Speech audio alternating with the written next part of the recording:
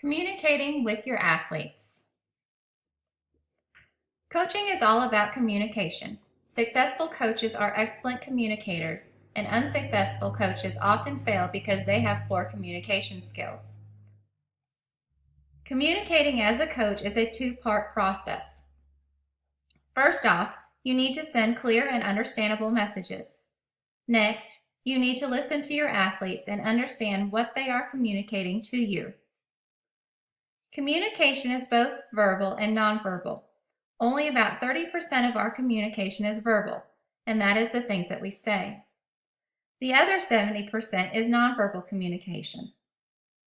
Nonverbal includes things such as gestures, facial expressions, or movements like crossing your arms or looking down.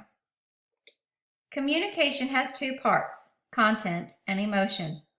Content is the substance of the message, and emotion is how you feel about it.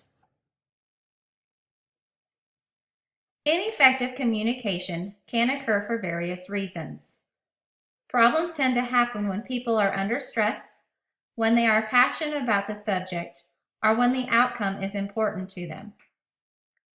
Ineffective communication is not always the fault of the coach. The problem may lie with the athlete, or with both the coach and athlete.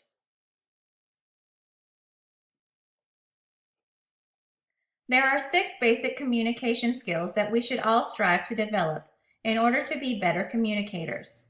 They include developing credibility when you communicate, communicating with a positive approach, sending messages high in information, communicating with consistency, learning how to listen, and improving your nonverbal communication.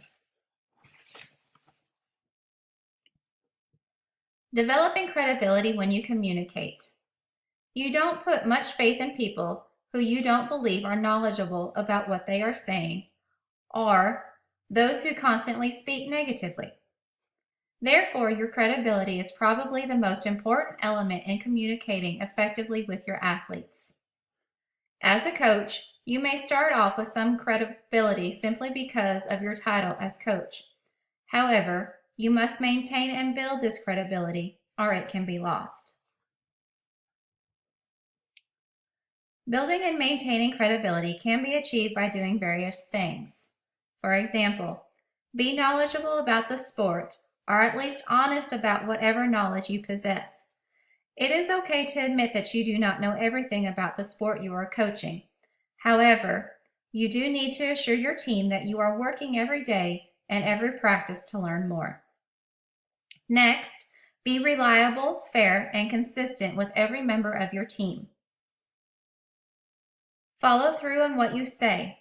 For example, if you have a rule that if anyone is late to practice, then he or she has to run 5 extra sprints. On the 3rd day of practice, your star athlete is 4 minutes late. You can be certain that the rest of the team will be waiting to see if the star athlete will be doing sprints. If she does or he does, you will build credibility with the team. If they do not run, you will lose credibility with the team. Be calm under pressure. And lastly, use a positive approach.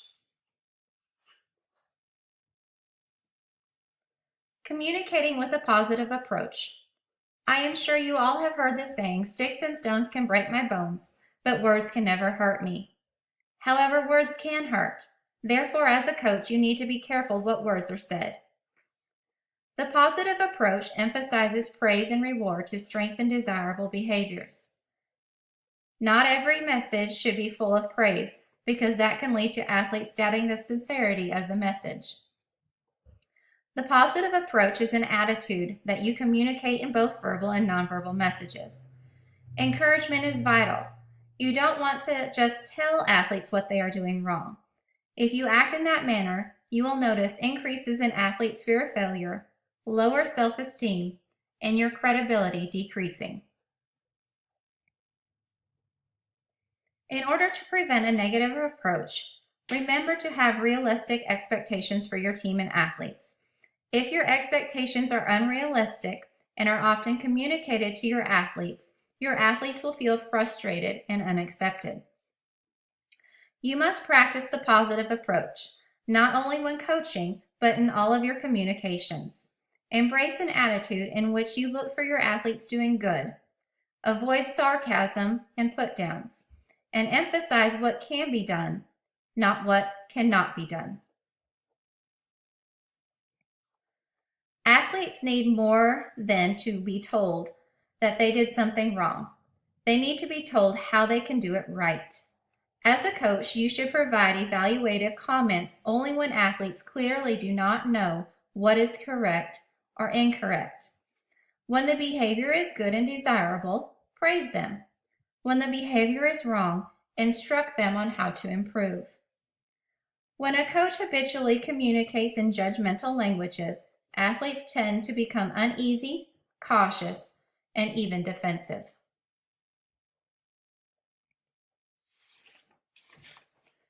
As a coach, you should strive to provide athletes with specific information that helps them correct mistakes. Be sure that you as a coach understand the reason for your athlete's actions before you judge their behavior. For example, athlete A may have been told by your assistant coach to pass the ball when double teamed rather than forcing a bad shot. If you criticize athlete A without knowing why his or her play changed, you devalue your assistant coach, and you may make athlete A question whether or not to even listen to the assistant coach. Next, avoid making evaluative comments when athletes know they made a mistake. Focus your comments on the athlete's behaviors, not the athlete. Be sure to avoid personal attacks. Communicating with consistency is a real challenge faced by every coach. Your words may say one thing, but your emotions may express something else nonverbally. For example, a coach asks players to show emotional control during a game. However, the coach throws a temper tantrum at an official. When you are true to your word and lead by example, your athletes will learn to trust you. Strive hard to be consistent in your verbal and nonverbal communication. Ways to do this are by avoiding gossip and discourage your team from gossiping as well. When you promise to do something, be sure to do it. Be a person of your word. Lastly, develop a trust with your athletes.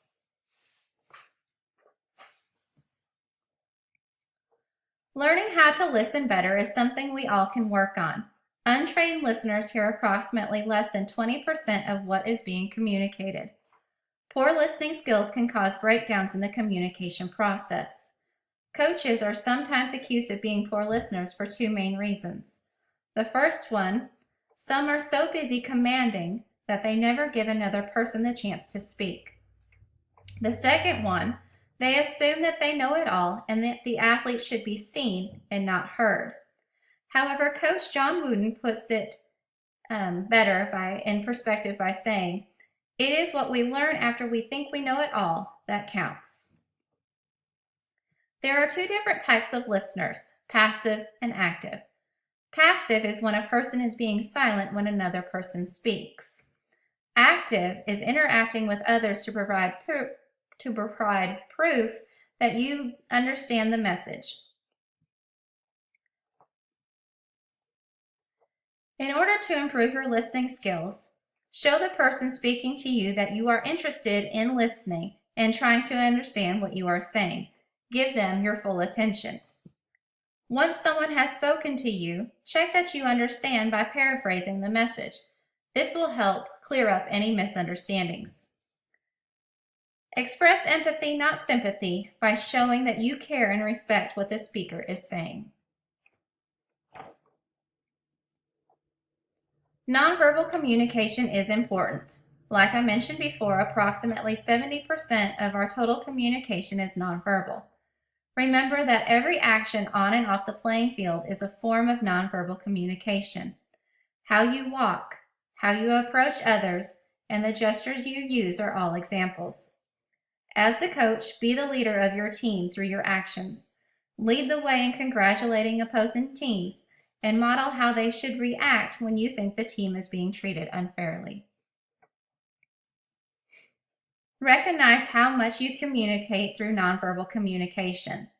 Learn how to send and receive messages by effectively using and reading body position, body motion, and voice tones. Remember that it is not all about what you say, but what you do that influences your team.